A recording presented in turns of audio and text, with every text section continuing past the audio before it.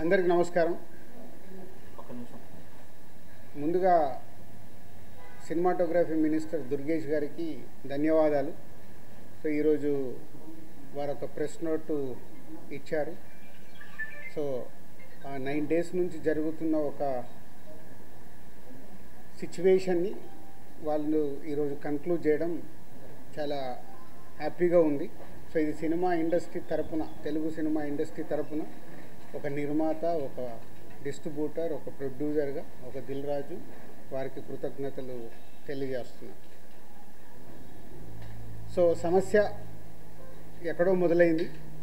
So minister గారు ఇచ్చిన స్టేట్మెంట్తో అన్నీ సద్దుమణిగిపోయాయి. సో మీడియా మిత్రులు కూడా నా కోరిక అదే, ఆ కన్క్లూజన్ గురించే కొన్ని క్వశ్చన్స్కి కొన్ని ఆన్సర్స్ కావాలి కాబట్టి ఈరోజు నేను మిమ్మల్ని కలవడం జరుగుతుంది.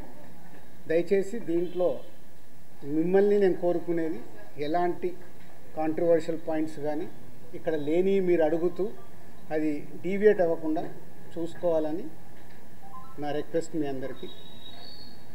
పోతే ఇది ఎక్కడ మొదలైందంటే April 19 east Godavari distributors, exhibitors అక్కడ ఒక మీటింగ్ చేసుకున్నారు. అప్పుడు ఆ మీటింగ్లో ఎగ్జిబిటర్స్ కోరుకోవడం జరిగింది, వాళ్ళకున్న ప్రాబ్లం చెప్తూ. సో ఇట్లా థియేటర్లు వర్కౌట్ అవ్వట్లేదు కాబట్టి మాకు పర్సంటేజ్ విధానం ఉంటే బాగుంటుంది అని. సో పోతే అందరికీ ఎన్నిసార్లు ఉన్నా నేను ఒకటే చెప్పేది, ఈరోజు ప్రతి సినిమా సంవత్సరంలో 150 సినిమాలు రిలీజ్ అవుతాయి, 90 సినిమాలు అందరూ పర్సంటేజ్ విధానంలోనే ఆడుతున్నారు. కొన్ని సినిమాలే రెంట్ ఆర్ పర్సంటేజ్ అనే విధానంలో ఆడుతున్నారు. సో ఈ రెంట్ ఆర్ పర్సంటేజ్ విధానంలో ఆడుతున్న దగ్గరే ఎగ్జిబిటర్స్కి కొన్ని ఇబ్బందులు ఉన్నాయి. కాబట్టి వాళ్ళు అలా ఈస్ట్ గోదావరిలో April 19 డిస్ట్రిబ్యూటర్స్, ఎగ్జిబిటర్స్ మీటింగ్లో వాళ్ళు కోరుకోవడం జరిగింది. సో దానికి కొందరు అక్కడ డిస్ట్రిబ్యూటర్స్ యాక్సెప్ట్ చేయలేదు. అది మాకు హైదరాబాద్కి ఇలా నిర్మాతలకి అది కమ్యూనికేట్ అవుతే April 26 గిల్డ్ మీటింగ్ జరిగింది. గిల్డ్ మీటింగ్లో మాకు హిట్ 3 గురించి బాంబేలో రిలీజ్ ఇష్యూ ఒకటి ఉండే, సెకండ్ ఈస్ట్ గోదావరిలో ఇలా పర్సంటేజ్ విధానం కావాలని వాళ్ళు నిర్ణయం తీసుకొని ఇండైరెక్ట్గా June 1 నుంచి వాళ్ళది వర్కౌట్ అవ్వకుంటే థియేటర్లు ఇలా ఆపుతాము అని కమ్యూనికేట్ చేయడం జరిగింది. ఇది ఎవ్రీథింగ్ ఆ ఎగ్జిబిటర్స్, డిస్ట్రిబ్యూటర్స్ మధ్యలో ఈస్ట్ గోదావరిలో జరిగిన సంఘటన. అది మా గిల్డ్కి వచ్చినప్పుడు గిల్డ్లో మేము ఉన్న వర్కింగ్ కమిటీలో ఉన్న ప్రొడ్యూసర్స్ అందరం ఏమనుకున్నామంటే, వాళ్ళకి ఎందుకు వర్కౌట్ అవ్వట్లేదు, వాళ్ళని ఒక 6 months వాళ్ళకు వస్తున్న రెవెన్యూలు ఏంటి, వాళ్ళకు వస్తున్న ఖర్చులు ఏంటి, ఎందుకు వర్కౌట్ అవ్వట్లేదు, వాళ్ళని స్టేట్మెంట్స్ తీసుకొని రమ్మందాము. వచ్చినప్పుడు అది డిస్కషన్లోకి పెట్టి నిజంగా ఎగ్జిబిటర్స్కి, ఎందుకంటే మేము అన్ని టెరిటరీలో ఉన్నాం, ఎగ్జిబిటర్స్ కష్టాలు కూడా మాకు తెలుసు. ఎగ్జిబిటర్స్ కష్టాలు ఏంటంటే మేము డిస్ట్రిబ్యూటర్గా ఉన్నాం కాబట్టి ప్రొడ్యూసర్ నుంచి డిస్ట్రిబ్యూటర్, డిస్ట్రిబ్యూటర్ నుంచి ఎగ్జిబిటర్, ఈ 3 టెరిటరీలు ఒకరికి సంబంధాలు ఉంటాయి. డిస్ట్రిబ్యూటర్లుగా ఉన్నప్పుడు ఎగ్జిబిటర్కి మేము ఇందాక నేను చెప్పినట్టు రెంట్ ఆర్ పర్సంటేజ్ అన్నప్పుడు ఫస్ట్ వీక్ బాగా రెవెన్యూ వస్తే రెంట్ ఇస్తున్నాము, సెకండ్ వీక్ కలెక్షన్ తగ్గిపోగానే పర్సంటేజ్ వస్తుంది. అది వాళ్ళకి కష్టమైనది, ఇది మా అందరికీ తెలుసు. దానికి సొల్యూషన్ మేము చాలా రోజులు అనుకుంటున్నాం, కానీ ఉన్న పరిస్థితుల వల్ల ప్రొడ్యూసర్స్ కూడా హ్యాపీగా లేరు కాబట్టి ఆ సొల్యూషన్ రావట్లా. సో అలా April 26 గిల్డ్లో జరిగిన మీటింగ్ ద్వారా ఆ డిస్కషన్ అలా కంటిన్యూ అవుతే వాళ్ళని రమ్మని చెప్దామని అడగడం జరిగింది. సో ఇక్కడ అప్పుడు హరిహర వీరమల్లు అనే కళ్యాణ్ గారి సినిమా May 11 అనుకుంటాను ఒక రిలీజ్ డేట్ వాళ్ళు అనౌన్స్ చేసింది, మేలో ఉంది. సో తర్వాత అది షిఫ్ట్ అవ్వడము, టెక్నికల్ వాళ్ళ వర్క్ వల్లనో దేని వల్లనో షిఫ్ట్ అవ్వడం, అది షిఫ్ట్ అయ్యేది ఎప్పటికీ డేట్ ఇంకా లాక్ అవ్వలేదు అనుకుంటాను, ఇన్ April 26 టైంలో. తర్వాత అలా ఈస్ట్ గోదావరి నుంచి స్టార్ట్ అయింది, ఇక్కడ నైజాంకు కూడా వచ్చింది, నైజాం సింగిల్ స్క్రీన్స్లో. సో నైజాంది ఒక క్లారిటీ కోసం మీరు అందరూ మళ్ళీ నోట్ చేసుకోండి, ఫ్యూచర్కు కూడా ఉపయోగపడుతుంది. నైజాంలో సింగిల్ స్క్రీన్స్ 370 థియేటర్లు ఉంటాయి. 370 సింగిల్ స్క్రీన్స్ తెలంగాణ స్టేట్ మొత్తంలో. అందులో ఎస్విసి సినిమాస్ అండ్ అదర్ మాకు రిలేటెడ్గా ఉన్న చారి గారు వాళ్ళని కలిపి మా దగ్గర ఉన్నాయి 30 థియేటర్లు. అవుట్ ఆఫ్ 370 థియేటర్లు 30 థియేటర్లు మా దగ్గర ఉన్నాయి. అలాగే ఏషియన్ సునీల్ అండ్ సురేష్ కంపెనీలో 90 థియేటర్లు ఉన్నాయి. 120 మా దగ్గర 30, వాళ్ళ దగ్గర 90. 250 థియేటర్లు ఓనర్స్ కానీ వాళ్ళకు సంబంధించిన వాళ్ళు కానీ నడుపుతున్నారు. అవుట్ ఆఫ్ 370 ఇది రేషియో. మీ మీడియా వాళ్ళకు నేను మళ్ళీ ఇది క్లారిటీ ఇస్తున్నాను. మళ్ళీ ఆ నలుగురు దాంతో ఆ సబ్జెక్టు తర్వాత వస్తాను. సో ఒక వ్యక్తుల మీద ఇండివిజువల్గా టార్గెట్ చేయడము, వెనకాల ఏముందో అర్థం చేసుకోకుండా మాట్లాడము, మీలాంటి వాళ్ళు కనీసం ఇలాంటి క్వశ్చన్స్ వచ్చినప్పుడు అండర్లైన్ చేసుకోండి. మీరు మాట్లాడేటప్పుడు ఎవరో ఎక్కడి నుంచో ఫోన్ ఇన్ తీసుకుంటారు. నాకు ఎవరో లింక్ పంపితే జీ న్యూస్ ఉన్నారు ఎవరైనా ఇక్కడ? జీ న్యూస్లో చూసా ఇందాక ఎవరో పంపిస్తే. ఆ టాపిక్ సంబంధం లేదు కానీ అది కూడా తీస్తా. అక్కడేదో టాపిక్లో జరుగుతుంటే మళ్ళీ వస్తాను మెయిన్ పాయింట్కి. టాపిక్లో జరుగుతుంటే మొదటి రోజు గేమ్ చేంజర్ సినిమా పైరసీ వచ్చింది. అది నిర్మాతకి నష్టం, నిర్మాత ద్వారా డిస్ట్రిబ్యూటర్కి నష్టం, డిస్ట్రిబ్యూటర్ ద్వారా ఎగ్జిబ్యూటర్కి నష్టం. అక్కడ ఒక ఎక్స్ నిర్మాత అంటున్నాడు, ఆ నిర్మాతనే ఇది పైరసీ చేసి ఉండొచ్చు. అంటే ఎంత నీచం! ఒక ప్యాషనెటిక్ ప్రొడ్యూసర్ నేను, నా సినిమాని నేను కాపాడుకోవడానికి ఫైట్ చేస్తాను అంటే ఎంత దిగజారిపోతున్నారు వాళ్ళు. మీడియాలోకి రావడానికా, మీడియా వాళ్ళు ఇచ్చే ఇంపార్టెంట్ కోసమా? అది అవసరం లేని టాపిక్. పైరసీ మీద మేము ఫైట్ చేస్తాం కానీ ఎవడన్నా ఇన్హౌస్ మన ఇంట్లో మనిషిని మనం చంపుకోవాలని ఎవడన్నా మనిషి అనుకుంటాడా? ఏ కుటుంబంలో ఎవరన్నా అనుకుంటారా? అంత నీచంగా బిహేవ్ చేస్తున్నారు కొందరు. అది పక్కన పెడదాం.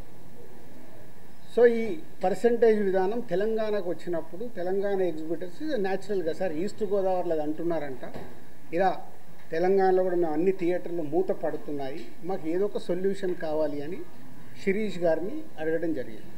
ఎవరు ఆ 270 థియేటర్లు? ఎందుకు 30 ఏళ్ళ నుంచి వాళ్ళు మాతో వ్యాపారం చేస్తున్నారు. 98 నుంచి ఆ ఎగ్జిబిటర్స్కి మాకు 28 ఏళ్ళ నుంచి ఒక నడుస్తుంది, ఆ రిలేషన్ నడుస్తుంది. వాళ్ళు అడిగినప్పుడు ఈస్ట్ గోదావరికి ఇలా జరుగుతుంది అన్నప్పుడు శిరీష్ గారు నా నోటీస్లో తీసుకొచ్చారు.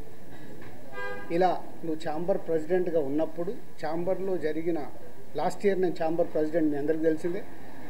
ఛాంబర్లో నువ్వు అన్నావంట ఎగ్జిబిటర్స్కి కూడా ఏదైనా కష్టాలు ఉన్నప్పుడు డెఫినెట్గా గవర్నమెంట్స్తో కూడా మాట్లాడి సాల్వ్ చేస్తామని వాళ్ళు ఈ పాయింట్ అడుగుతున్నారు. ఈస్ట్ గోదావరిలో అడుగుతున్నారు. What will do? ఎగ్జిబిటర్స్కి ఏం కావాలో అడగడంలో తప్పులేదు.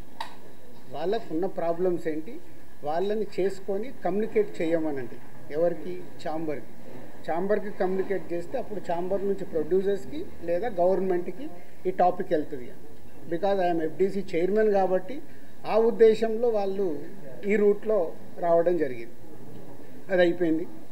సో నేను నా వెకేషన్ కోసం నేను హాలిడే వెళ్ళాను.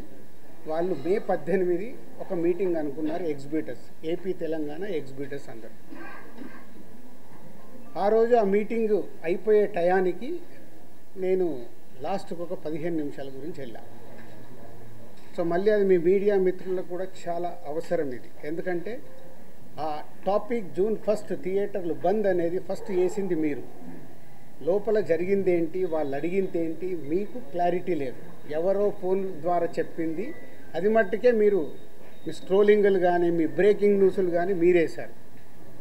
అంటే యాక్చువల్ లోపల ఏం జరిగింది, వాళ్ళు ఏం అడిగారు, వాళ్ళు ఛాంబర్కి ఏమి ఇచ్చారు, మీకు క్లారిటీ లేదు. వాళ్ళు అక్కడ నేను వెళ్ళి మాట్లాడిన తర్వాత సార్ మేము ఇలా అనుకుంటున్నాం, మాకు ఈ పర్సంటేజ్ విధానం కావాలి, ఈ రెంటార్ పర్సంటేజ్ అనేది ఉంది, ఆ కొన్ని సినిమాలకే 90% సినిమాలు మేము పర్సంటేజ్లో ఆడుతున్నాము, సో కొన్ని సినిమాలకి ఇలా ఉంది, మాకు కావాలి అని అడుగుతున్నాం. సరే, దాంట్లో వాళ్ళ పర్సంటేజ్ విధానంలో కూడా రాయొద్దు అని చెప్పా. ఎందుకు? అది ప్రొడ్యూసర్స్, అక్కడ డిస్ట్రిబ్యూటర్స్ కంఫర్ట్గా లేరు, ప్రొడ్యూసర్స్ కంఫర్ట్గా లేరు. సో మీ కోరిక, మీ రిక్వెస్ట్ ఏదైతుందో మీరు ప్రొడ్యూసర్స్కు చెప్పండి. డెఫినెట్గా ప్రొడ్యూసర్స్ మీటింగ్ అయినప్పుడు వాళ్ళు మీ గురించి ఆలోచించి ఎలా దీన్ని సాల్వ్ చేయాలనేది ప్రయత్నం చేసి తొందరలోనే చేస్తాము. అక్కడ కొందరు సార్ మేము ఇది కాకుంటే June 1 నుంచి మేము థియేటర్లు క్లోజ్ చేస్తాం, అది తప్పు. మీరు అలాంటి స్టేట్మెంట్లు కానీ అలాంటివి అడిగితే ఎదుటి వాళ్ళకు హర్టింగ్గా ఉంటుంది, ఆ టాపిక్ వద్దు. సో దీన్ని మీరు అందంగా మీ ప్రొడ్యూసర్స్కి ఛాంబర్ ద్వారా, ఏదైతే ఛాంబర్ మెయిన్ బాడీ ఉందో దాని ద్వారా డిస్ట్రిబ్యూటర్లకి ప్రొడ్యూసర్లకి కమ్యూనికేట్ అవుతే మళ్ళీ జాయింట్ మీటింగ్ అవుతుంది. జాయింట్ మీటింగ్ అయినప్పుడు దీనికి క్లారిటీ వస్తుంది, లేదా ఒక సొల్యూషన్ కోసం ప్రయత్నం జరుగుతుంది అని నేను చెప్పగానే ఆ రోజు అక్కడ ఉన్న వాళ్ళందరూ ఏకీభవించారు. నేను బయటకు వచ్చేసాను 15 నిమిషాల తర్వాత బయటకు వచ్చిన హాఫ్ అన్ అవర్కి ఏ ఛానల్లో చూసినా June 1 థియేటర్లు బంద్, June 1 థియేటర్లు బంద్, టక్క మెసేజ్లు వస్తుంది. ఏంటయ్యా అని నేను ఛాంబర్కి ఫోన్ చేశాను. ఆ ప్రెసిడెంట్కి సెక్రటరీతో మాట్లాడితే సరిగా వాళ్ళు ఇలా లెటర్ ఇచ్చారు. ఏమని ఇచ్చారు? ఎగ్జిబిటర్స్ లెటరు ఛాంబర్కి, మాకు ఇలా పర్సంటేజ్ విధానం కావాలి, ఈ పర్సంటేజ్ విధానం కోసం డిస్ట్రిబ్యూటర్లు కానీ ప్రొడ్యూసర్లతో కానీ మాకు మీటింగ్ పెట్టండి. ఆ మీటింగ్లో మేము అనుకుంది జరగకుంటే మేము June 1 నుంచి థియేటర్లు బంద్ చేస్తాము. ఇది అక్కడ సారాంశం. కానీ బయటికి ఎలా వచ్చింది? June 1 నుంచి థియేటర్లు బంద్. వాళ్ళందరికీ మీటింగ్ జరగాలి కదా. ఇప్పుడు ప్రభుత్వంలో మనం ఎన్నో చూస్తాం, స్ట్రైక్లు అంటారు. స్ట్రైక్లు అన్నప్పుడు ఏం చేస్తారు? వాళ్ళకు వీళ్ళకు మీటింగులు జరుగుతాయి, అక్కడ సొల్యూషన్ వెతుకుతారు. స్ట్రైక్లకు వెళ్ళాలని చెయ్యాలని ఎవరు కోరుకోరు. ఇది కూడా అలాంటిదే. కానీ అలా బేస్ లేకుండా June 1 థియేటర్లు బంద్ అనేది బయటికి స్ప్రెడ్ చేశారు. అక్కడ ఎగ్జిబిటర్స్ కానీ ఛాంబర్ కానీ ముందుకొచ్చి ఖండించకపోవడం తప్పు. సో ఎవరి దారిన వాళ్ళు, అంటే మా సినిమా ఇండస్ట్రీలో మీ అందరికి తెలిసిందే, ఎవరి దారి వారిదే. మన అరవింద్ గారు ప్రెస్ మీట్ చేశాడు, ఈరోజు నేను చేశాను. మేము అందరం కూర్చొని కదా ప్రెస్ మీట్ చేయాలి. ఇండస్ట్రీకి సంబంధించిందంటే మేమందరం, మమ్మల్ని పెద్దలు అంటారు, మాకు రెస్పాన్సిబిలిటీ ఇస్తారు, కానీ మా దాంట్లోనే మేము అందరం కూర్చొని మాట్లాడడానికి భయం, ఎవరు మాట్లాడితే ఏది ఎలా వెళ్తుందని. సో ఆ June 1 అనే టాపిక్ అలా వస్తే బయటికి మట్టుకు June 1 థియేటర్లు బంద్ అని స్ప్రెడ్ అయిపోయింది. అక్కడి వరకు జరిగింది. తర్వాత డిస్ట్రిబ్యూటర్స్ మీటింగ్ జరిగింది. డిస్ట్రిబ్యూటర్స్ మీటింగ్లో వాళ్ళు నిర్ణయాలు తీసుకున్నారు. లేదు ఇలా కుదరదు, మా ప్రాబ్లమ్స్ మాకున్నాయి కాబట్టి June 1 నుంచి థియేటర్లు కంటిన్యూ అవ్వాలి, మేము సినిమాలు రిలీజ్ చేస్తాం, మాకు ఎవరు థియేటర్లు ఇస్తే వాళ్ళకి ఇస్తాము. ఎందుకు ఈ రోజు వరకు నాకు తెలిసి కోవిడ్లో తప్పితే ఎప్పుడు సినిమా థియేటర్లు ముయ్యలేదు నాకు తెలిసి. మీకేమైనా తెలిసి ఉంటే చెప్పండి సార్, అప్పుడేదో థియేటర్లు మూసారని. ఈ రోజు వరకు కోవిడ్లో తప్పితే ఎప్పుడు థియేటర్ క్లోజ్ చేయరు. సినిమాలు రిలీజ్ ఉంటే సినిమాలు వేసుకోవాలనుకుంటారు ఎగ్జిబిటర్, మూసుకుంటే వాళ్ళకే నష్టం. ఆ రోజు ఆ మీటింగ్లో ఇంకొకటి కూడా నేను అండర్లైన్ చేసే వాళ్ళకి, 56 రోజులు మేము షూటింగ్లు ఆపాం, మేము ఏమీ సాధించలేకపోయాం. నిర్మాతలుగా ఏదైనా సాధించగలిగితే నిర్మాతలే సాధించాలి. ఎందుకు? ఎవ్రీవేర్ మేమే ఉంటాం కాబట్టి. మాకే ధైర్యం లేదు, మీరు ఎక్కడికి వెళ్ళి అవుతారో అది సాధ్యం కాదు అంటే వాళ్ళందరూ ఏకీభవించడం జరిగింది. తర్వాత స్ప్రెడ్ అయింది. డిస్ట్రిబ్యూటర్స్ మీటింగ్లో వాళ్ళు కాల్ తీసుకున్నారు, బంద్ వద్దు, బంద్ టాపిక్ లేకుండా వాళ్ళ ప్రాబ్లమ్స్ ఏమున్నాయో పెట్టండి. తర్వాత ప్రొడ్యూసర్స్ మీటింగ్ జరిగింది. ప్రొడ్యూసర్స్ మీటింగ్లో ఆ రోజు నేను పార్టిసిపేషన్ చేయడం జరిగింది. ప్రొడ్యూసర్స్ అందరం కూడా యునానిమస్గా ఎగ్జిబిటర్స్కి ప్రాబ్లమ్స్ ఉన్నాయని చెప్తున్నారు. అది మనం మాట్లాడుకొని వాళ్ళని ఎలా సాల్వ్ చేసి ముందుకు తీసుకెళ్దాం. థియేటర్లు ముయ్యడాలు చేయడాలు వద్దు, జాయింట్ మీటింగ్ పెట్టండి, జాయింట్ మీటింగ్లో క్లారిటీగా ఇది చెప్పుదామని. సో జాయింట్ మీటింగ్కి 23 అనుకున్నారు, 24 పెట్టారు. ఈ లోపలనే ఈ ఎపిసోడ్ అంతా ఇంకొక సైడ్ డైవర్ట్ అయింది. అది మీ అందరికీ తెలిసిందే. కళ్యాణ్ గారి సినిమా మీదకి ఇది డైవర్ట్ అయ్యి కళ్యాణ్ గారి సినిమాని ఇలా అనుకుంటున్నారు. దాంట్లో మేబీ నా పేరు డైరెక్ట్గా ఎక్కడా రాలేదు కానీ ఇండైరెక్ట్గానే వచ్చిందని అందరూ చెప్తున్నారు. కళ్యాణ్ గారి సినిమా ఆపే దమ్ము, ధైర్యం ఎవ్వడు ఆలోచించడు. ఎందుకంటే ఫస్ట్ థియేటర్లు బేసిక్గా ముయ్యరు. ఈ రోజు వరకు థియేటర్లు ముయ్యడం అనేది నా 30 ఏళ్ళ సర్వీస్లో నేను చూడలే. షూటింగ్లు ఆపుకున్నాం, ఎందుకు? మా బాధలు ఉన్నప్పుడు ఆపుకునేదైనా సాల్వ్ చేసుకోవటానికి. కానీ థియేటర్లు ముయ్యడం అనేది ఈ రోజు వరకు జరగల. అది ఎపిసోడ్ కాస్త కళ్యాణ్ గారి సినిమా మీదకి తీసుకెళ్లారు. గవర్నమెంట్స్ కూడా అలాంటిదే కమ్యూనికేట్ చేశారు మధ్యలో. సో ఎవరి అడ్వాంటేజ్లు ఏమున్నాయో ఇక్కడ తెలియదు. అడ్వాంటేజ్లు ఉన్న వాళ్ళు భయంతోనో భక్తితోనో కమ్యూనికేషన్ రాంగ్గా కమ్యూనికేట్ అయింది. సో అప్పుడు దుర్గేష్ గారు మినిస్టర్ నాతో మాట్లాడడం జరిగింది. ఆ రోజు కూడా నేను చెప్పాను, సార్ థియేటర్లు ముయ్యరు, అది జరిగింది, జాయింట్ మీటింగ్ ఉంది, ఈ జాయింట్ మీటింగ్లో క్లారిటీ వచ్చేస్తుంది. జాయింట్ మీటింగ్తో అందరూ యునానిమస్గా ఒప్పేసుకొని క్లోజ్ చేశారు. బట్ ఈ లోపలనే గవర్నమెంట్ సైడ్ నుంచి గవర్నమెంట్కి వెళ్ళిన కమ్యూనికేషన్ వల్ల థియేటర్లు ఇట్లా కళ్యాణ్ గారి సినిమాని ఇలా టార్గెట్ చేస్తున్నారు, ఇలా అనేది ఒక రాంగ్ కమ్యూనికేషన్ అని నేను అనుకుంటున్నాను. మరి అది వాళ్ళకి రాంగ్గా వెళ్ళిందా రైట్గా వెళ్ళిందా నాకు తెలియదు. But my point of views wrong కమ్యూనికేషన్తో కళ్యాణ్ గారి సినిమా మీదకి తీసుకెళ్ళారు. మే 30 అప్పటికే భైరవం అనౌన్స్ అయింది. జూన్ 5 కమల్ హాసన్ గారి సినిమా అనౌన్స్ అయింది. జూన్ 12 కళ్యాణ్ గారి సినిమా ఉంది. జూన్ 20 కుబేరా ఉంది. సో ఈ నెలంతా కంటిన్యూగా సినిమాలు ఉన్నాయి. అలాగే జూలై 4th మేము ముందు తమ్ముడు అనుకున్నాం, మన కింగ్డమ్ అనౌన్స్ చేశారు, దానికి మేము ఇంకా జూలైలో ఇంకో డేట్ చూస్తున్నాం. ఇలా జూన్, జూలై, ఆగస్ట్, సెప్టెంబర్ కంటిన్యూగా సినిమాల ఫ్లో ఉంది. ఈ టైంలో ఇండస్ట్రీని ఎలా మనం కాపాడుకోవాలి ఉన్న సినారియోలో ఏప్రిల్ మే అనేది is a main season for film industry. Total మనందరికీ తెలుసు ఏప్రిల్ మే టోటల్ థియేటర్లు మూతపడ్డాయి. మేబీ సినిమాలు సరైన సినిమాల్ని మనం ఆడియన్స్కి ఇవ్వక, ఐపీఎల్ వల్ల ఏ కారణం చేతైనా ఏప్రిల్ మే అనే కీ సీజన్, సినిమా ఇండస్ట్రీకి కీ సీజన్, సినిమాలు లేక మూతపడుతూ ఉన్నాయి థియేటర్లు. ఇవన్నిటికీ పరిణామాలు ఎక్కడి నుంచి ఎక్కడికి వెళ్ళాయి, అసలు లోపల ఏముంది, బయటికి వచ్చింది ఏంటి? మన శాస్త్రం ఉంది. చిన్నప్పుడు సార్ నేను పాము చూశాను ఒక ఆయన అంటాడు, పక్క ఆయన వెళ్ళి అరే ఆడికి పాము కాదు పడిగిప్పిందట అంటాడు. ఇంకొక ఆయన మూడో మనిషి దగ్గరికి వెళ్ళి పడిగిప్పడం మీద బాబు కాటేయడానికి కూడా వచ్చిందట అంటాడు. యాక్చువల్ మొదట ఆయన చూసింది పామునే, పడగైంది, పడగకెళ్ళి కాటు. అంటే ముగ్గురు మనుషుల్లో ఎంత కమ్యూనికేషన్లో వెళ్తుంది. లోపల థియేటర్ వాళ్ళు ఈస్ట్ గోదావరిలో మొదలైంది. ఇప్పుడు ఆ ఈస్ట్ గోదావరి మొదలైన ఆయన మొన్న ఒక దాంట్లో ఇంటర్వ్యూ కూడా ఇచ్చాడు.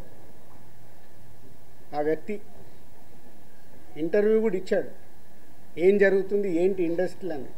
ఆ వ్యక్తి ఇప్పుడు తీసుకొచ్చి దాన్ని మొత్తము తెలంగాణకి కనెక్ట్ చేసేసాడు. ఏప్రిల్ 19 ఈస్ట్ గోదావరిలో ఆయన అధ్యక్షతన మీటింగ్ జరిగితే అది ఎక్కడికి తీసుకొచ్చారు. సో ఇది టోటల్ ఎపిసోడ్. దీనికి ముందుగా నేను అందుకే దుర్గేష్ గారికి ముందు థ్యాంక్ చెప్పింది ఏంటంటే 9 రోజుల్లో ఎక్కడెక్కడో వెళ్తుంది. ఎందుకంటే సినిమా వాళ్ళకి 2 ప్రభుత్వాలు చాలా ఇంపార్టెంట్. ఇక్కడ కూడా నన్ను సీఎం రేవంత్ రెడ్డి గారు ఎఫ్డీసీ చైర్మన్గా పెట్టడానికి రీజనే అది.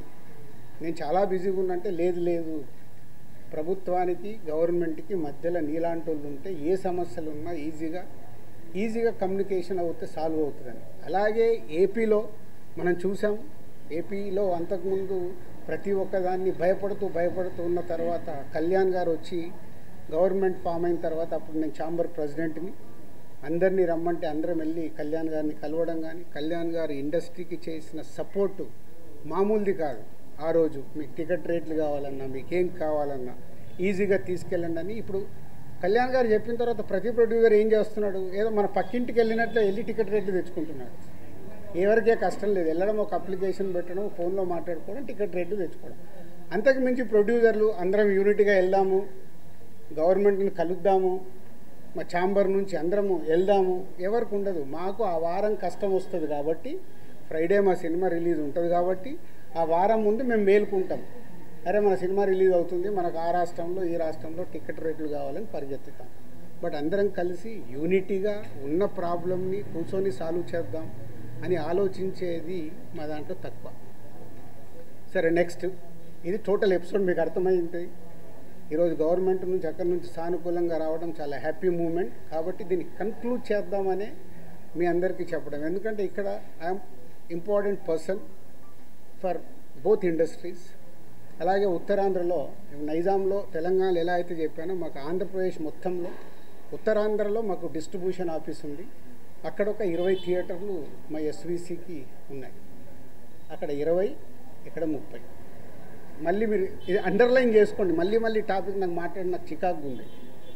నేను ఎందుకంటే ఇక్కడ మంచి సినిమాలు తీస్తూ ప్రొడ్యూసర్గా 22 ఏళ్లలో ఇక్కడ వరకు గ్రో అవుతూ నేను ఇంకా కొత్తగా ఆలోచిస్తున్నాను. మొన్ననే దిల్ రాజు డ్రీమ్స్ అని అనౌన్స్ చేశాను. కొత్త టాలెంట్కి నా 30 ఏళ్ళ ఎక్స్పీరియన్స్ని ఉపయోగపడేలాగా చేయాలి. అలాగే ఒక అనే ఒక కొత్త టెక్నాలజీ వస్తుంది, దాని ద్వారా ఇండస్ట్రీకి కొత్తగా వచ్చే వాళ్ళకి ఉపయోగపడాలి. నా థాట్స్ ఇవి. నేను ఇంకా కిందికెళ్ళి వ్యాపారం మీదనే కాదు, మంచి సినిమాలు తీయాలి, మంచిగా ముందుకెళ్ళాలి, నాతో పాటు చాలామందికి నేను హెల్ప్ అవ్వాలనేది నా వ్యూ, నా విష్. ఇది ఇంపార్టెంట్ ఇవ్వండి. అనవసరమైన వీటికి ఇంపార్టెంట్ ఇచ్చేసి ఫోటో వేస్తే మనకు వ్యూస్ వస్తాయి కదా, ఈయన మీద కామెంట్ చేస్తే మనకి ఏదో వస్తుంది కదా అని వదిలేయండి దయచేసి. మీరు ఎవరన్నా దాంట్లో ఉన్న వాళ్ళు ఉంటే, ఇందాక ఒక ఛానల్ వాళ్ళకు చెప్పాను కదా, అది ఇంపార్టెంట్. ఒక వ్యక్తి గురించి మనం చేస్తున్నామంటే కొంచెం అనాలిసిస్ చేసుకొని చేయాలి. సో నిన్న మా అరవింద్ గారు మాట్లాడడం జరిగింది. అరవింద్ గారికి ఉన్నది ఆయన ఒక క్లారిటీ ఇచ్చాడు. ఆయన మొత్తంలో అలా 15 థియేటర్లు ఉన్నాయి అని చెప్పడం అది నిజం. చాలామంది ఏమనుకుంటారంటే ఆయన కూడా ఏదో దున్నేస్తున్నాడు, ఆయన ఏదో చేసేస్తున్నాడు. ఆయన క్యూబ్ అనే కంపెనీలో, వాళ్ళు ఎప్పుడో పెట్టిన కంపెనీలో ఆయన పార్ట్ ఆఫ్ ద క్యూబ్. ఇట్లా ఇదే వ్యాపారంలో ఉన్నప్పుడు మేము ఇప్పుడు నేను దిల్ రాజు డ్రీమ్స్ అని కొత్తగా స్టార్ట్ చేస్తున్నాను, కొత్త వాళ్ళ కోసం.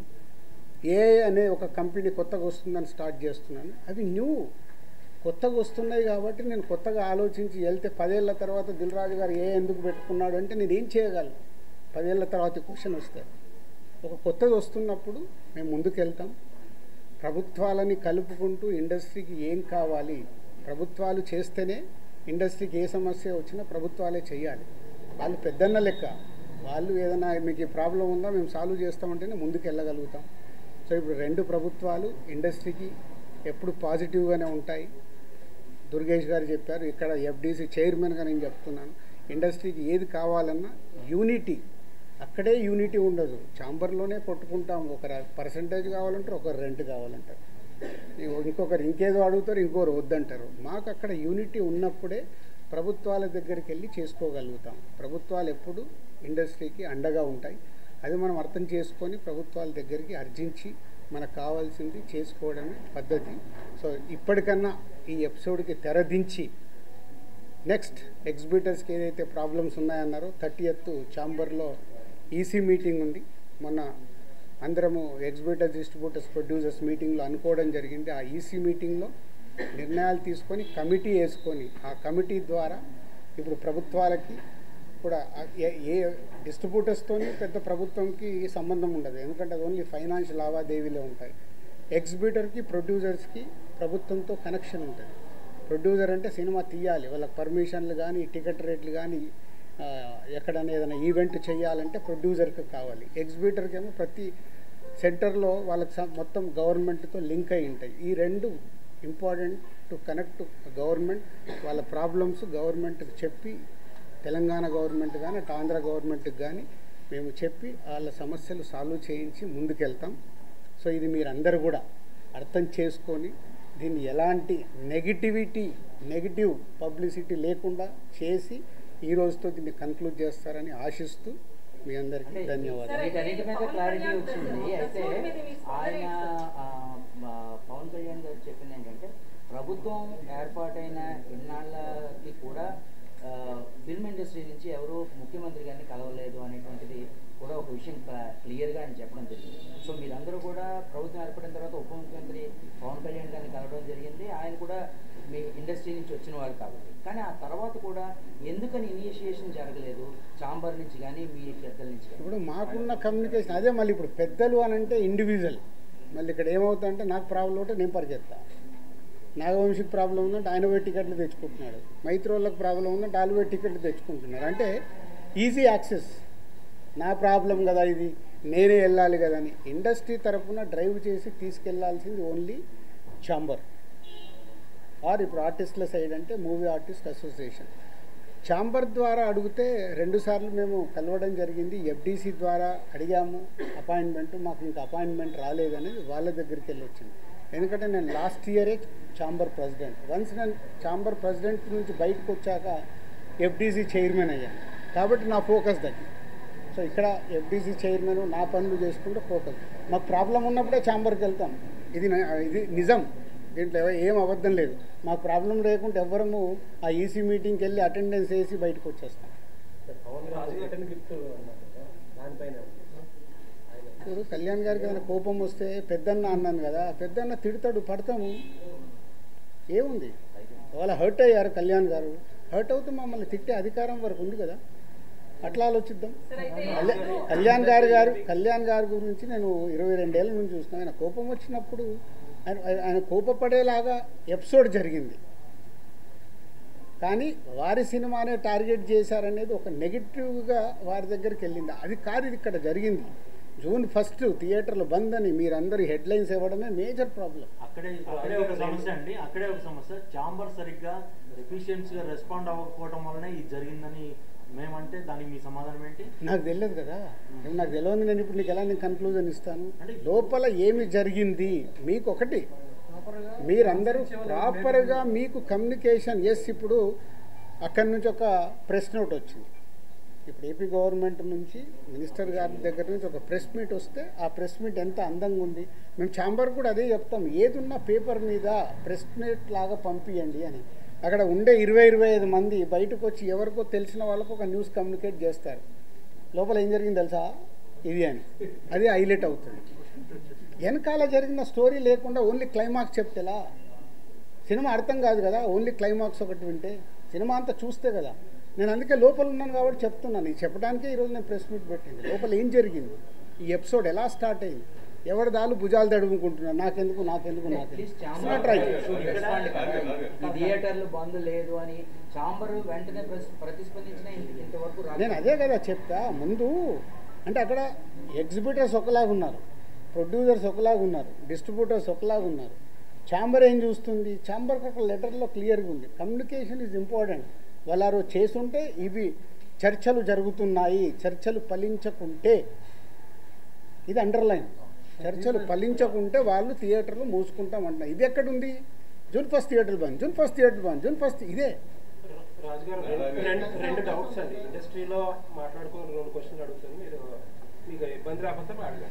ఉపయోగపడేది ఉంటే అడగండి, కాంట్రవర్షియల్ పాయింట్స్ అడగకండి. లేదండి, ఏంటంటే సెక్టార్ చైర్మన్ రాంప్రసాద్ గారి చేత మీటింగ్ పెట్టించింది దిల్ రాజు గారే అని చెప్పి ఒకటి.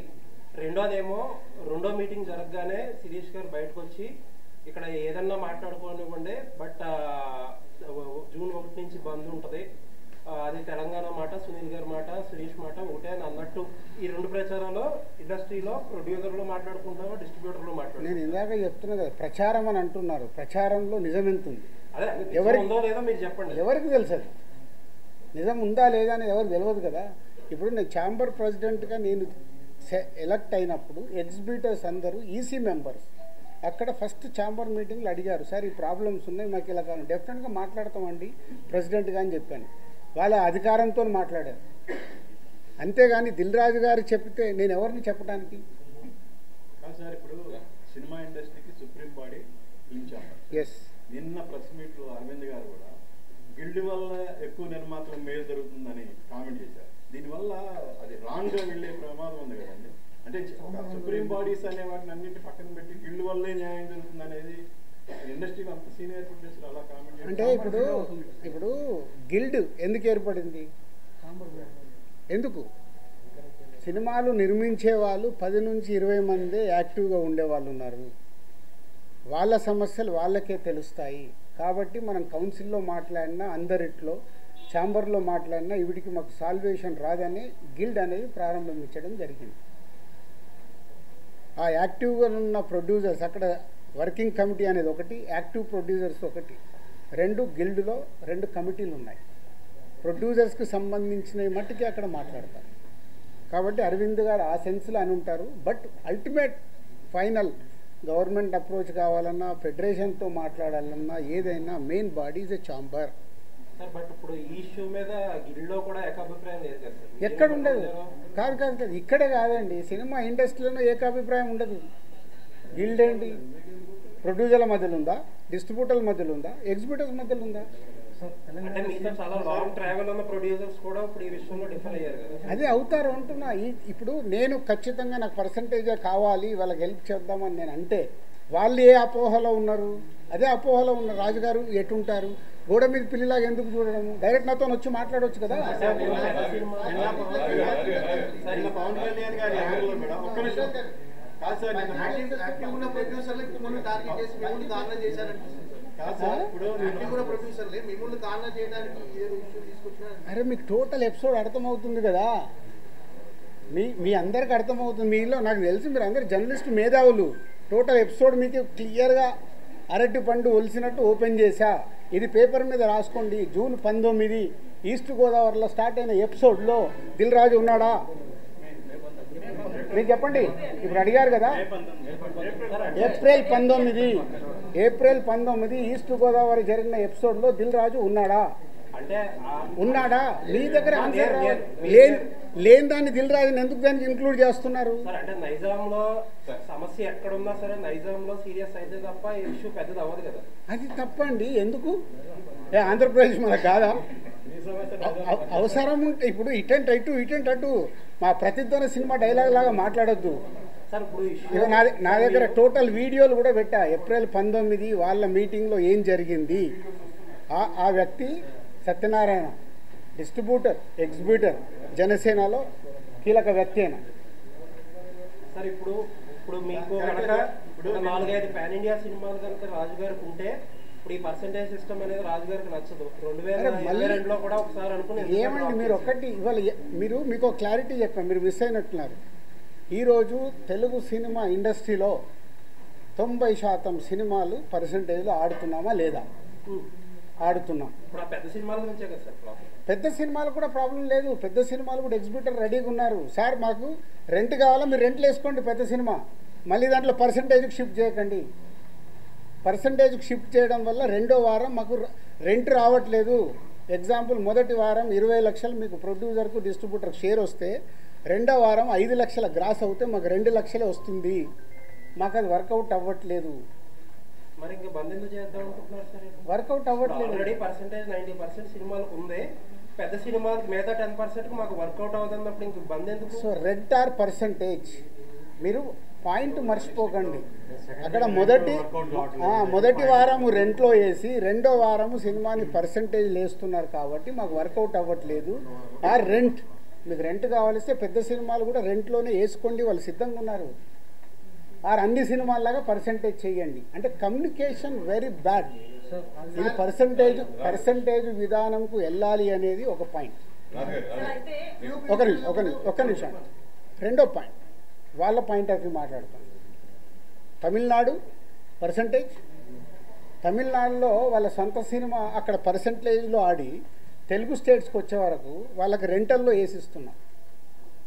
కర్ణాటక పర్సంటేజ్, కేజీఎఫ్ కానీ కాంతారా కానీ వాళ్ళు అక్కడ పర్సంటేజ్లో ఆడుతూ ఇక్కడ రెంటల్లో వేసిస్తున్నాం. నార్త్ ఇండియా మొత్తం పర్సంటేజ్, యానిమల్ సినిమా మేము డిస్ట్రిబ్యూట్ చేసాము, ఇక్కడ రెంటల్లో వేపించి ఇచ్చాము. ఓవర్సీస్ అంతా పర్సంటేజ్. మన సినిమా ఆడుతున్న ప్రపంచమంతా పర్సంటేజ్ ఉంది. ఒక మన తెలుగు స్టేట్స్ మట్టికే ఆ మొదటి వారము ఆ కొన్ని సినిమాలు రెంటల్లో ఆడుతున్నాం. దానికి వాళ్ళు ఇప్పటికీ రెడీ అంటున్నారు. దాన్ని ప్రొడ్యూసర్స్ వాళ్ళు మాట్లాడుకొని సాల్వ్ చేస్తే సొల్యూషన్ వచ్చేసినట్టే. పర్సంటేజ్లో కావాల్సి పర్సంటేజ్లో వేసుకోండి మీ సినిమా రిలీజ్ కంటే ముందు. లేదు మీరు రెంటల్, మీకు రెవెన్యూ ఎక్కువ కావాలి, రెండో వారం కూడా మాకు రెంటల్లోనే ఆడండి అనేదే వాళ్ళ రిక్వెస్ట్.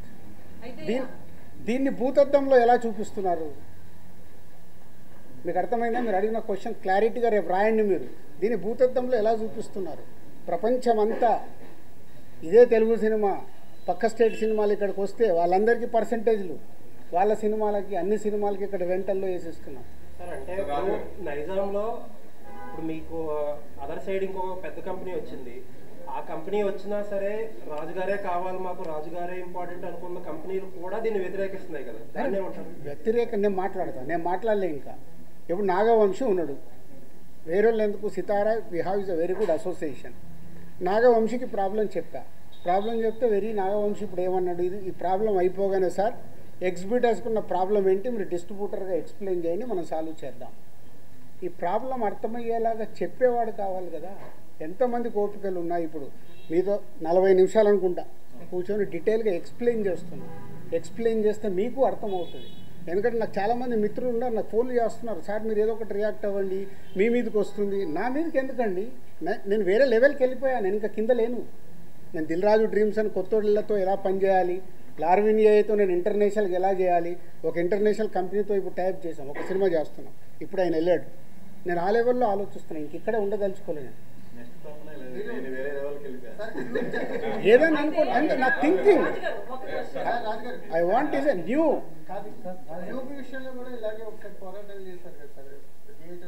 ఇండస్ట్రీలో దేనికి పోరాటాలు జరిగినా ఫైనల్గా రిజల్ట్ శూన్యం.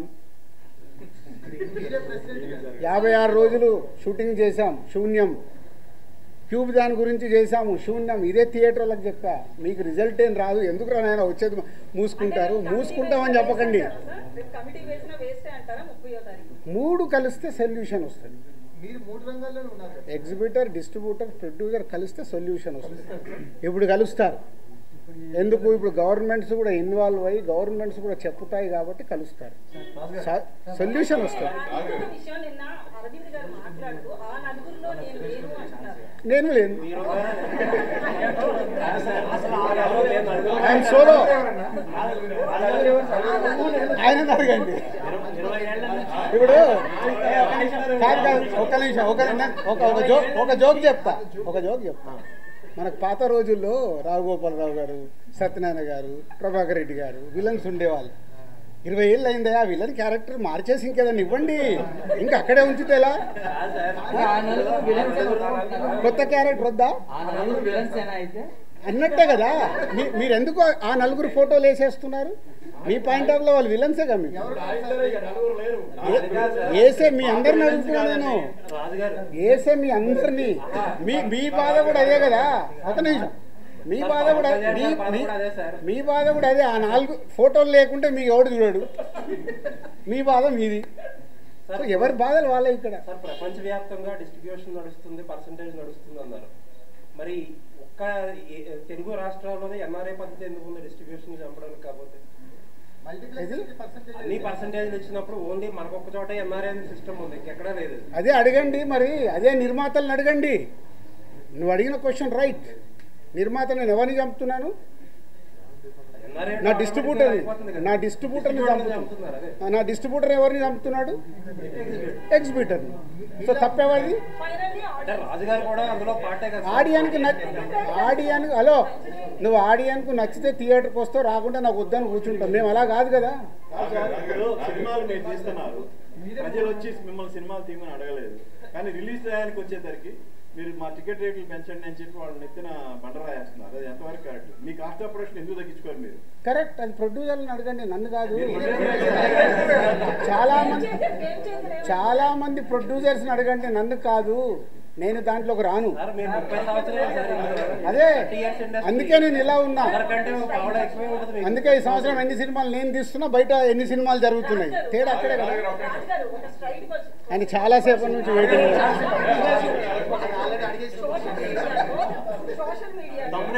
వ్యక్తిగతంగా కంపెనీలు ఏవైతే కార్పొరేట్ కంపెనీలు ఉన్నాయో అవన్నీ ప్రభుత్వానికి అనుకూలంగా ఉండవు, ఎవరి పని వాళ్ళు చేసుకుంటారు. కానీ ఫిల్మ్ ఇండస్ట్రీ దగ్గరికి వచ్చేటప్పటికి మమ్మల్ని కలవలేదని వీళ్ళు అంటారు, లేదా తెలంగాణ గవర్నమెంట్ అయినా ఏపీ ప్రభుత్వం అయినా కూడా అదే విమర్శలు చేస్తున్నారు, మమ్మల్ని వచ్చి ఇండస్ట్రీ కలవలేదు అని.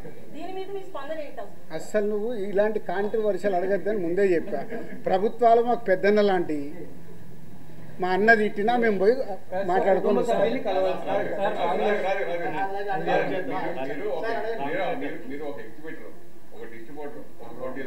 ఈ ముగ్గురు మధ్యన ఇప్పుడు సమస్య మొత్తం.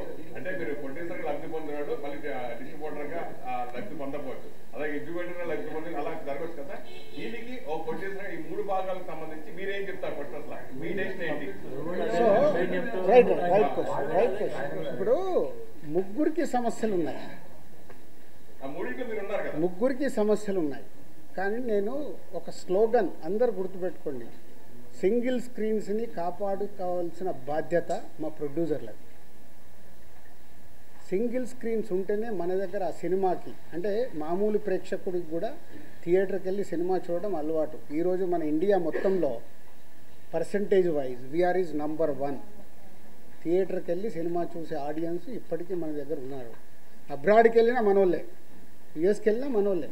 సినిమా అంటే మనకు ఒక ఎంటర్టైన్మెంట్, ఆ పిచ్చి. కాబట్టి ఆ థియేటర్లను కాపాడాలి. ఇప్పుడు ఆ థియేటర్లు ఏమైనాయి, వాళ్ళు మూసుకునే కంటే దేనికో రెంట్కి ఇస్తే 10-15 లక్షలు వస్తుందని షిఫ్ట్ అవుతున్నాయి. చాలా థియేటర్లు కనుమరుగవుతూ వస్తున్నాయి. ఇది మా అందరికీ తెలుసు నిర్మాతలకి. కానీ మా సినిమా రిలీజ్కి వచ్చేటప్పుడు మా స్వలాభం, నాకేమొస్తుంది, నా డిస్ట్రిబ్యూటర్ దగ్గరికి వెళ్ళి ఎంత లాక్కోవాలి, నా డిస్ట్రిబ్యూటర్ వెళ్ళి నా ఎగ్జిబిటర్ దగ్గరికి వెళ్ళి ఎంత లాక్కోవాలనే మైండ్ సెట్తోనే ఉన్నాం. కానీ లేదు, ఇది అందరికీ సంబంధించింది, దీన్ని జాగ్రత్తగా కాపాడదామనే ఆలోచన ఎవరిలో లేదు. మెయిన్ ఏంటంటే మీరు నిజంగా మిగతా డిస్ట్రిబ్యూటర్తో నేను పోల్చడం కాదు, కానీ ఎస్పెషల్లీ నైజాంలో మీకు దాదాపుగా మీకు పర్సనల్గా 30 థియేటర్లు ఉన్నా కానీ దాదాపు 250 థియేటర్లు మీరే అంటే శిరీష్ గారి ఆధ్వర్యంలోనే జరుగుతాయి ఆ మెయింటెనెన్స్. నిజంగా శిరీష్ గారు లేకపోతే ఈ రోజు చాలా నైజాంలో చాలా థియేటర్లు కళ్యాణ మండపాలుగా మారిపోయే అవకాశం ఎక్కువ ఉంది. అది చాలా ఇప్పుడు 50 థియేటర్లు సిద్ధంగా ఉన్నాయి. నీ క్వశ్చన్కే చెప్తున్నా, 50 థియేటర్లు మేము మార్చేసుకుంటామంటేనే వాళ్ళని ఆపుతూ వస్తున్నాం. ఆగండి, ఏదో ఒక సొల్యూషన్ తీసుకొస్తామని. మీరు ఇది అండర్లైన్ చేసుకోండి. మీకు తెలియని డెప్త్ కావాలిస్తే డెప్త్గా వెళ్ళటానికి ట్రై చేయండి. నాకు దీని మీద అవగాహన ఏంటంటే first week suppose Sriram theatre తీసుకున్నాం, దానికి 4 లక్షలు రెంట్. కానీ ఆ ఫస్ట్ వీక్ ఆ కలెక్షన్ మనం చూస్తే షోకే 1,50,000 మనకు గ్రాస్ వస్తుంది. సో ఆ పరంగా తీసుకుంటే ఫస్ట్ వీక్ టోటల్ గా కలెక్షన్ చేసుకుంటే మనకు 30 లక్షలు 40 లక్షలు వస్తుంది. రెంట్ పరంగా ఇచ్చి పరంగా 4 లక్షలు వెళ్ళిపోతుంది. దాని పర్సంటేజ్ గా మార్చుకుంటే 50-50. అంటే ప్రొడ్యూసర్కి నష్టపోతాడు, డిస్ట్రిబ్యూటర్ నష్టపోతాడు. ఫస్ట్ వీక్ ఎందుకు అలా చేస్తాడు, ఎంత పర్సెంటేజ్ చేస్తాడు? అట్లా 50-50 ఎవరి పరమ్మా అదే ఉంటే అది డిస్కషన్ వస్తుంది. ఆక్యుపెన్సీ మీద పర్సంటేజ్ ఉంటుంది. అప్పుడు ఆక్యుపెన్సీ మీద డిస్కషన్ వచ్చినప్పుడు ఎగ్జిబిటర్స్, ప్రొడ్యూసర్స్ ఒక దగ్గరికి రీచ్ అవుతారు. ఎందుకు ఇది మన దగ్గర అవసరం లేదు. మన స్టేట్లో నా 30 ఏళ్ళ ఎక్స్పీరియన్స్లో తిరుపతి అనే టౌన్ పర్సంటేజ్లే. 30 ఇయర్స్ అయింది నేను ఇండస్ట్రీలోకి వచ్చాను. 30 ఇయర్స్ నుంచి తిరుపతి పర్సంటేజ్ ఒక సినిమాని బట్టి.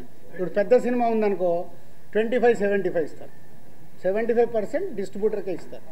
బిగ్ ఫిలిం ఉంటే అట్లా సెకండ్ వీక్ వచ్చే వరకు మారుతూ వస్తుంది. మన ఎగ్జిబిటర్లు, ప్రొడ్యూసర్లని, డిస్ట్రిబ్యూటర్లని వాళ్ళు వయా మీడియాగానే సినిమా వేసుకోవాలనే గుల ఉంటుంది వాళ్ళకు.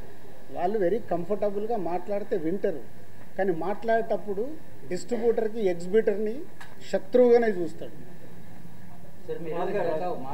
ప్రొడ్యూసరు డిస్ట్రిబ్యూటర్కి నా సినిమా అమ్మేటప్పుడు అరే పక్కడు కోటి ఇస్తుండ్రా, వీటి దగ్గర 1,10,000 ఎట్లా తీసుకుందాం, ఇదే మా ఆలోచన. నా సినిమా 1 కోటి వస్తుందా, 2 కోట్లు వస్తుందా, వస్తే నేను ఎలా తెచ్చుకుందామని కాదు, ముందు నేను సేఫ్ అయిపోవాలి, ఎంత సేఫ్ అవ్వాలి అనే ఆలోచనలతోనే ఇవి సమస్యలు. చాలా కాలం నుంచి, చాలా సంవత్సరాల నుంచి థియేటర్స్ నష్టాల్లో నడుస్తున్నాయి మాట ఎక్కువ. నష్టాల్లో నడుస్తున్నాయని కాదు, వర్కౌట్ అవ్వట్లేదు. అంటే వర్కౌట్ అవ్వట్లేదు.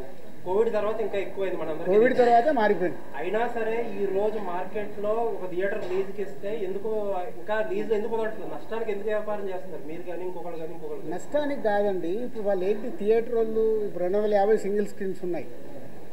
ఓకే, వాడు నడవకుంటున్నా కదా సార్ నాతో అవ్వట్లేదు, నేను మూసుకోవాలా, మీలాంటి వాళ్ళు ఎవరన్నా గ్రూప్లో నడుపుతారా? ఒకటి అందరు ఒక క్వశ్చన్ వేసుకోండి. 10 ఏళ్ళు అయింది, 10 ఇయర్స్ వెనకకెళ్ళి చూడండి. ఏపీలో, తెలంగాణలో ఎక్కడన్నా ఒక సింగిల్ స్క్రీన్ థియేటర్ కట్టారా? ఎందుకు కట్టట్లేదు? ఎందుకు కట్టట్లేదు? అందుకే వర్కౌట్ అవ్వట్లేదనే కదా. మళ్ళీ మీ అందరికి తెలిసింది ఒకటే, నా బ్యాలెన్స్ షీట్ ఇస్తా, మీరు వస్తే నా కంపెనీలో బ్యాలెన్స్ షీట్ ఉంటుంది, 5 ఏళ్ళది బ్యాలెన్స్ షీట్ తీసుకొని చూడండి, ఏమవుతుందో తెలుస్తుంది. ఇందాక అన్నాను కదా, పాము పడిగే కాటు, అది ఫార్ములా. ఇప్పుడు ఉన్నవి లీజ్ చేశారు 15 ఏళ్ళు, మేము గ్రౌండ్ లీజ్ చేసి చేస్తున్నాము, మధ్యలో వదిలేయలేం కదా. మొన్న అరవింద్ గారు అన్నారు, ఏమన్నారు నిన్న? అరవింద్ గారు మాట్లాడినా అన్నీ మాట్లాడుతున్నారు మీరు, నేను చూసా వీడియో. 15 థియేటర్లు ఉన్నాయి, అవి అయిపోగానే నేను వదిలేస్తున్నానని. మరి లాభం ఉంటే ఆయన ఎందుకు వదులుతాడు? ఎందుకు వదులుతాడు? మీరు అనుకున్నట్టు లాభమే ఉంటే వదిలేడు కదా. ఏషియన్ గీత నిజామాబాద్ లో డిస్ట్రిక్ట్ ఒక థియేటర్ ఉంది, అది ఎవరిది? అరవింద్ గారు పార్ట్నర్. 15 థియేటర్లు అదొకటి. ట్రిపుల్ అది ఎప్పటిదో అంటున్నది 15 ఏళ్ళు అయిపోయింది అది ఓనర్గా వాళ్ళ ట్రిపులే. ఇప్పుడు మీరు అందరూ మళ్ళీ చెప్తున్నా ఏ తప్పు దొరుకుతుందా దాన్ని ఎలా హైలైట్ చేద్దామా కాదు, బిగ్ గో ప్రాక్టికల్. అసలు ఏం ప్రాబ్లం ఉంది ఆ ప్రాబ్లంకి ఉపయోగపడతారా ట్రై చేయండి, ప్రాబ్లంని చెడగొట్టడం కాదు. నేను ఓపెన్ ఛాలెంజ్ ఓపెన్గా ఉన్నా, సినిమా ఇండస్ట్రీకి ఇది ఉపయోగపడుతుంది సార్ అంటే మీతో నడవటానికి నేను సిద్ధంగా ఉన్నా. మీలో ఎంతమంది నిజాయితీగా నడవటానికి ఉన్నారు? ఓటీటీ అనేటువంటిది దానివల్ల ఓటీటీకి తొందరగా సినిమాని ఇచ్చేయడం వల్లే థియేటర్స్ అంతగా నడవట్లేదు అనేటువంటిది ఇది ఎవరు కాదనలేని ఇది. ఎంచేదంటే సినిమా రిలీజ్ అయిన 1 వీక్లో కూడా ఓటీటీలో సినిమా అది ఒక్క రీజన్ కాదు మిస్టర్ ఫనీ, అది ఒక్క రీజన్ కాదు. అలా ఉంటే మరి అలా ఉంటే కోర్టు ఆడకూడదు, అలా ఉంటే మ్యాడ్ ఆడకూడదు. సంక్రాంతికి వస్తున్నాము ఆడుతూనే ఉంది, ఓటీటీలు ఆడింది, టీవీలు ఆడింది, థియేటర్లు ఆడుతుంది. ఎందుకు ఆడింది 3 ప్లేస్లలో? Reason not only 1 point, we have 5-6 points. Multiple problems ఉన్నాయి థియేటర్కి ఆడియన్ని రాకుండా మన కలెక్షన్స్ తగ్గటానికి, ఫుట్ఫాల్ తగ్గటానికి మల్టిపుల్ ప్రాబ్లమ్స్ ఉన్నాయి. ఆ మల్టిపుల్ ప్రాబ్లమ్స్ మీద మీరు నిజంగా తెలివైన వాళ్ళు ముందుకొచ్చి మీడియా నుంచి దాని మీద పెట్టుకొని ఈ ప్రాబ్లమ్స్ ఉన్నాయి, ఫుట్ఫాల్ పెంచడానికి ఏం చేయాలనే దానికి ఒక ఉద్యమం స్టార్ట్ చేయండి. ఇంకా ఇండస్ట్రీకి మీరు అందరూ ఉపయోగపడిన వాళ్ళు అవుతారు. ఇది కాదు టికెట్ రేట్లు ఒకటైతే మంచి సినిమాలు రావట్లేదు అనేది. అదే ఛాంబర్ ఏం చేస్తుంది అబ్బా? నేను సినిమా తీస్తే ఛాంబర్కి ఏం సంబంధం? నా డబ్బు నాది. సినిమా మొదలు పెట్టేటప్పుడు నేను తోపు సినిమా తీస్తున్నానే మొదలు పెడతా. ఆక్యుపెన్సీ పెరగాలంటే అవన్నీ జరగాలి కదా. సో మీ అందరికి ఒక రిక్వెస్ట్, నిజంగా ఇవన్నీ వదిలేద్దాం. మన ప్రేక్షకుల్ని థియేటర్కి తీసుకురావడానికి మనం అందరం కలిసి ఏం చేద్దాం? ఒక రూట్ మ్యాప్ వేయండి, నేను ముందు నిలబడతా. దానికి మల్టిపుల్ ఇష్యూస్ ఉన్నాయి. ఆ ఇష్యూస్ మీద మనం ఫైట్ చేసి మనందరం, ఎందుకంటే మీరు సినిమా వల్ల ఏళ్ళ నుంచి బ్రతుకుతున్నారు, మేము సినిమా వల్లనే బతుకుతున్నాం కదా. దానికోసం సినిమా కోసం ఫైట్ చేద్దాం, ఇండివిజువల్ కాదు.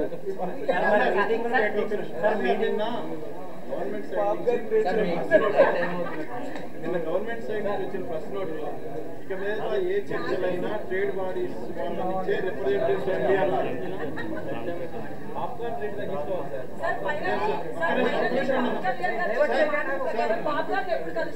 నిన్న ప్రభుత్వం సైడ్ నుంచి వచ్చిన ప్రెస్ నోట్లో ఇక మీద ఏదైనా ట్రేడ్ బాడీస్ నుంచే రిప్రజెంటేటివ్ రండి అన్నారు, ఇండివిజువల్స్ వద్దు అన్నారు.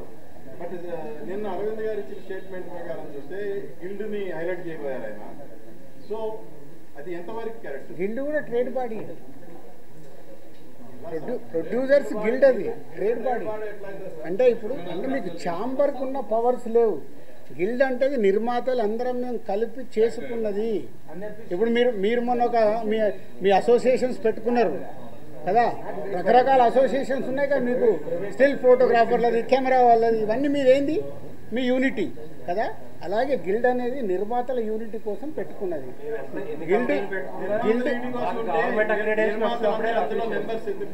అందరు మెంబర్స్ కాదు అక్కడ. ఇప్పుడు ఒక సినిమా తీస్తారు, వెళ్ళిపోతారు, 5 ఏళ్ల తర్వాత సినిమా తీస్తారు. కాబట్టి సినిమా తీసినప్పుడు వాళ్ళు మెంబర్స్ అవుతారు. గిల్డ్ ఫార్మాట్ అది. రెగ్యులర్గా ఎంట్రీలు ఎగ్జిట్లు ఉంటాయి. వాళ్ళు సినిమా తీసేటప్పుడు మెంబర్ అయిపోయి సినిమా కంప్లీట్ చేసుకొని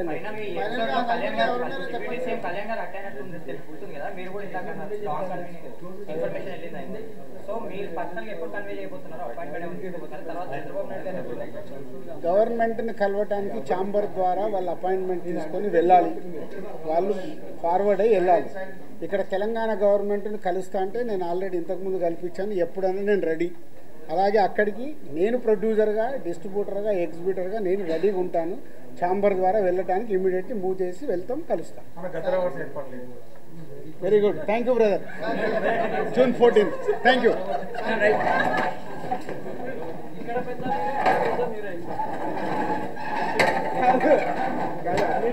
అన్నిటికీ చేంజెస్ ఉన్నాయా?